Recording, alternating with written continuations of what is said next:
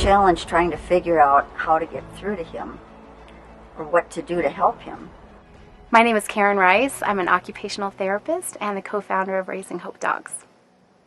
My name is Wendi Faircloth, and I am training director for Raising Hope Dogs and also one of the co-founders. Quanah had goals of being able to communicate to others, to be able to advocate for himself, to be verbal. A lot of times kids struggle to understand the power that their language has to be able to change the moment. When we come in with the dogs, we set the bar much higher for their language. If we have a little park session, or again in the living room, is we lay out a couple of toys and we have the child pick which toy they want to throw to the dog. And then we have them use words to request the toy. When the dogs come in, the kids tend to do harder things. And their language is just expanding by leaps and bounds in very brief moments with the dogs. Quanah has gained a lot of confidence with interacting with the dogs. The motivation that the dogs give the kids to try is huge. Many of our children struggle with extreme selective eating and food refusal.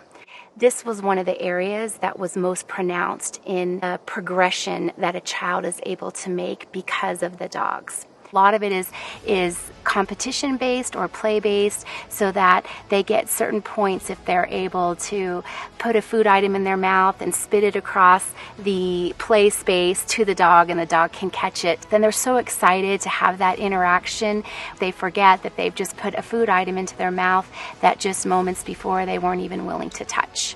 There's so many things that dogs will motivate the kids to do. Awesome.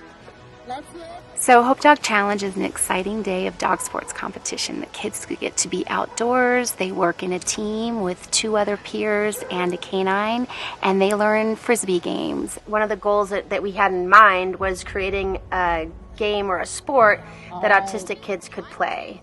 They're not typically involved in team sports, being accepted into team sports, being able to play full time. Kids are often protected from genuine competition, and the dogs are motivating enough that the kids are willing to work through their meltdown moments when they didn't win first place, because they want to show up again tomorrow and play with the dogs again. We see a whole lot of sportsmanship happening. Sportsmanship toward the dogs if the dogs miss their Frisbee, and sportsmanship towards their peers. With playing the games and interacting with the dogs, it helps him have goals that he can focus on and achieve, and that in turn gives him more confidence in himself and his abilities.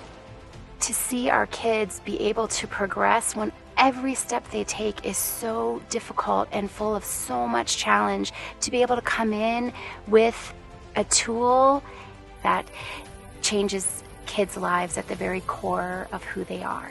It's a really powerful opportunity for our kids to experience life more deeply.